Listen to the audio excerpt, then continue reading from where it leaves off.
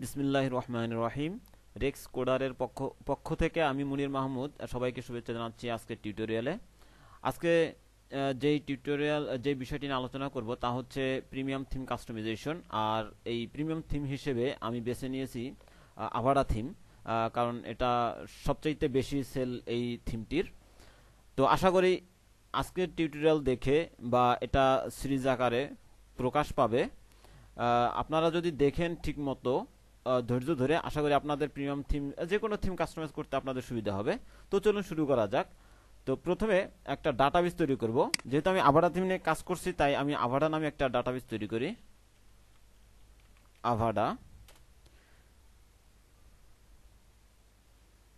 আভাডা নামে একটা ডাটাবেস তৈরি হয়েছে। এখন আমি আমার সি প্যানেলে একটা ওয়ার্ডপ্রেস ইনস্টল করব। তো এখানে আমি একটা ফোল্ডার করেছি আভাডা নামে, আর আমার এটা আছে ওয়ার্ম সার্ভার। আমি ওয়ার্ম সার্ভার ইউজ করি। তার আগে দেখে নিতে হবে যে ওয়ার্ম সার্ভার চালু আছে কিনা সবার।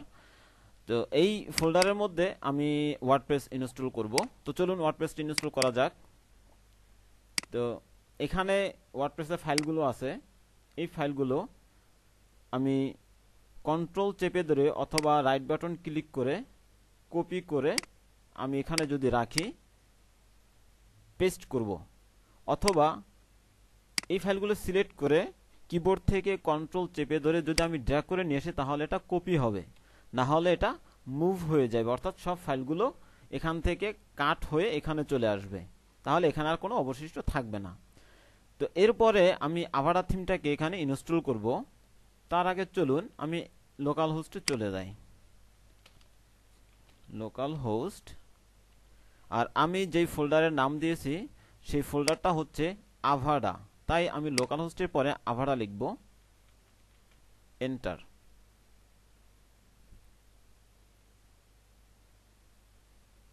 ও সরি, এটা এখনো ইনস্টল হয়নি। তো ইনস্টল হচ্ছে। হ্যাঁ, ইনস্টলেশন শেষ। এখন আমি যেই ওয়ার্ডপ্রেসটা নিয়েছিলাম সেটা আমি কেটে দিই। এটা হচ্ছে আমার মূল ডিরেক্টরি, এখান থেকে আমি কাজ করব। এখানে ডাব্লিউপি কন্টেন্ট, তারপরে থিমস। এখন থিমসের ভিতরে আমার থিমটা রাখতে হবে। দুইভাবে ইনস্টল করা যায়। প্রথমত হচ্ছে এই আভাডা থিমটাকে এক্সট্রাক্ট করে, এটা যদি আমি একটু দেখি যে এখানে যে ফাইলগুলো আছে এই ফাইলগুলোই আছে। এটা আমি এক্সট্রাক্ট করে সরাসরি আমি এই ডিরেক্টরিটা আমি এখানে রেখে দিতে পারি। আমি এটা কাট করে এখানে পেস্ট করলাম। অথবা আরেকটা কাজ করা যায়, সেটা হচ্ছে ওয়ার্ডপ্রেস থেকে ইনস্টল করা, অর্থাৎ ওয়ার্ডপ্রেসের ড্যাশবোর্ড থেকে ইনস্টল করা। তো এই দুইভাবে করা যায়। আর ওয়ার্ডপ্রেস ড্যাশবোর্ড থেকে ইনস্টল করতে গেলে থিমটা জিপ হতে হবে, আর এক্সট্রাক্ট করলে ওখান থেকে নেওয়া যাবে। তো এটা লোড হচ্ছে, লোড হতে থাক। এখন এখানে বলতেছে আমাকে ল্যাঙ্গুয়েজ সিলেক্ট করতে, আমি ইংলিশ ল্যাঙ্গুয়েজটাই সিলেক্ট করে রাখবো। তারপরে কন্টিনিউ, লেটস গো বাটনে ক্লিক। এখানে কিছু ইনফরমেশন দিতে হবে। প্রথমত ডাটাবেজ নেম, আমি যেই ডাটাবেজটা ক্রিয়েট করেছি সেটা দিতে হবে। আভাডা নামে একটা ক্রিয়েট করেছিলাম। আর ইউজার নেম, লোকাল হোস্টের ইউজার নেম। যদি এখানে অন্য কোনো ইউজার ক্রিয়েট না করা হয়, সেক্ষেত্রে লোকাল হোস্টের সবার লোকাল হোস্টের ইউজার নেম থাকবে রুট।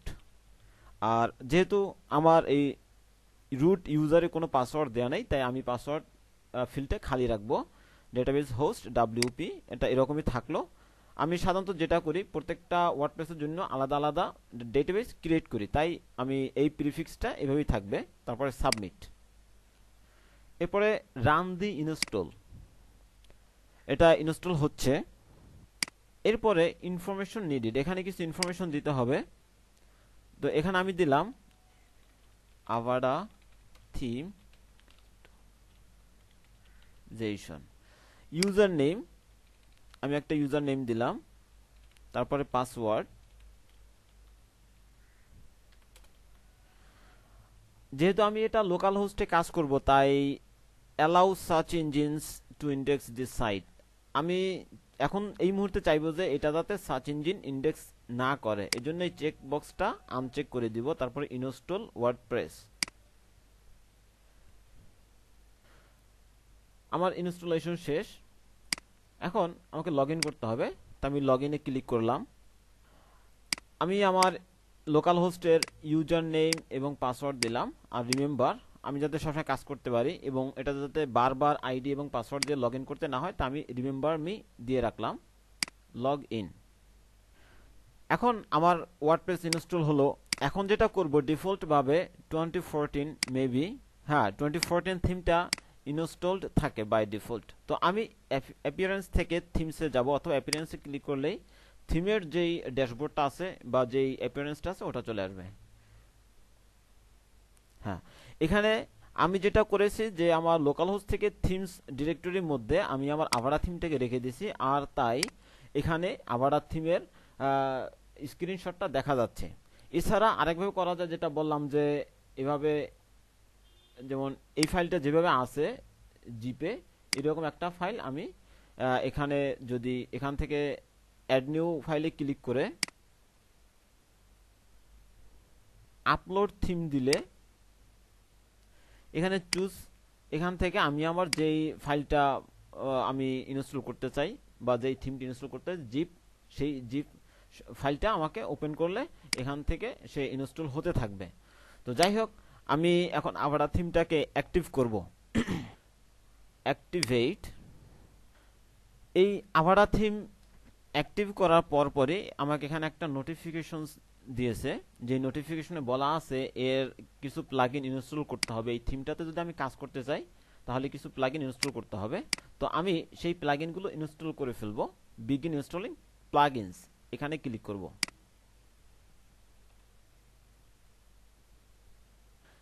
এখন এখানে তিনটা প্লাগইনস আছে, আমি তিনটাই একসাথে সিলেক্ট করব এখানে ক্লিক করে। তারপরে এখানে বার্ক অ্যাকশনস আছে, এটাতে যেহেতু আমি ইনস্টল করব তাই এখন সবগুলো সিলেক্ট করার পরে ইনস্টল ক্লিক করলাম, তারপরে অ্যাপ্লাই। একটা ইনস্টল হচ্ছে, এখন দ্বিতীয়টি ইনস্টল হচ্ছে। তিনটা প্লাগইন ইনস্টল হয়ে গেল।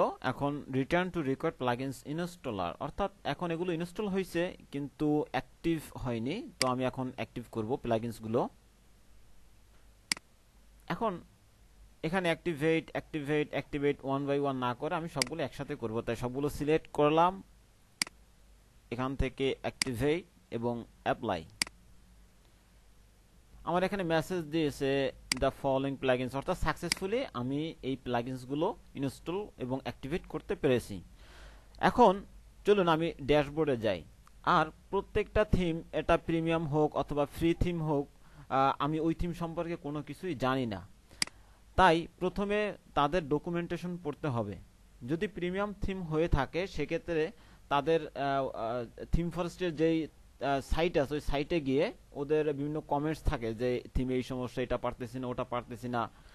তবে এটা পরে তো ওই কমেন্টসগুলো দেখে একটু আইডিয়া নেওয়া যায় যে আসলে অনেকে সমস্যায় পড়ছে, সেই সমাধানগুলো ওই থিম কর্তৃপক্ষ কিভাবে দিয়েছে সেটা দেখে একটু আইডিয়া নেওয়া যায়।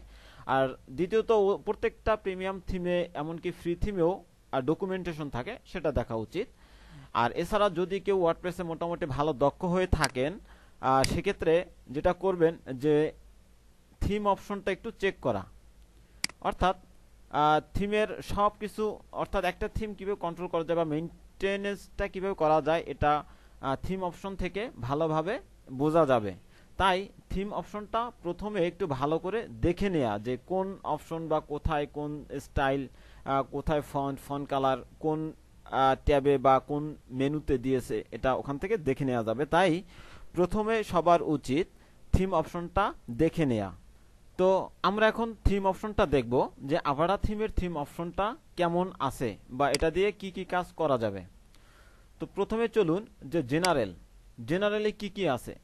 এখান থেকে ইম্পোর্ট ডেমো কন্টেন্ট, অর্থাৎ একটা থিম ইনস্টল, একটা প্রিমিয়াম থিম ইনস্টল করার পরে সব থিমে হয়তো আপনি এটা নাও পেতে পারেন, তবে আভারা থিমে যেটা আছে ডেমো কন্টেন্ট, অর্থাৎ এখানে এখন আমি যদি এই সাইটটাকে রান করি এটাতে আপনি কিছুই পাবেন না, কিন্তু ডেমো কন্টেন্ট, ওদের ডেমো কন্টেন্ট তৈরি থাকে। তো এখান থেকে ক্লিক করে আমি ডেমো কন্টেন্টটা দেখিয়ে দিলে এখানে আপনি কিছু ডেমো কন্টেন্ট পাবেন। তারপরে রেসপন্সিভ ডিজাইন, আপনি কি এটা রেসপন্সিভ হিসেবে চাচ্ছেন নাকি নন রেসপন্সিভ হিসেবে চাচ্ছেন। Use fixed layout for iPad portrait, তো এগুলো দেখে আশা করি আপনারা বুঝবেন। তারপরে সাইট উইথ এখানে যাই, এখানে লেআউট দেওয়া আছে উইথ এবং বক্সড। উইথ হচ্ছে যে এটা পুরো ভিউ পোর্ট জুড়ে হবে, আর বক্স হচ্ছে যে এটার ধরুন আমার ভিউ পোর্ট হচ্ছে এখান থেকে এই পর্যন্ত। এখন আমার সাইটটা দেখা যাবে, আমার মেইন কন্টেন্ট হবে এখান থেকে এই পর্যন্ত, অত 1170 হতে পারে, এটা 960 হতে পারে, যেমন এখানে সাইট উইথ দেওয়া আছে 940। এই এখান থেকে আমি কন্ট্রোল করতে পারি। আমি চাইলে বর্তমানে বুটস্ট্র্যাপের উইথ স্ট্যান্ডার্ড উইথ এটা ইউজ করতে চাই অনেকে, 1170 আমি এটা দিয়ে দিলাম, তাহলে আমার এটা বুটস্ট্র্যাপের যে উইথ সেটা পেয়ে গেছে। অথবা যদি কেউ পিএইচডি দেয় অথবা জেপিজি দেয় অথবা কোনো একটা ডেমো সাইট দেয় যে আমার এইরকম একটা সাইট দরকার, তো সেটা দেখে আমাকে এখানে উইথ বসাই দিতে হবে। এখন যদি আমি সেভ দেই সেক্ষেত্রে এই উইথটা সাইটে পেয়ে যাবে। এরপরে কন্টেন্ট প্লাস সাইড বার, যে আমি কন্টেন্টের উইথ কতটুকু চাই প্লাস সাইড বারের উইথ কতটুকু চাই, তারপর content plus side bar with, অর্থাৎ আপনি এটা একটু দেখে নিতে হবে যে কোথায় কি আছে।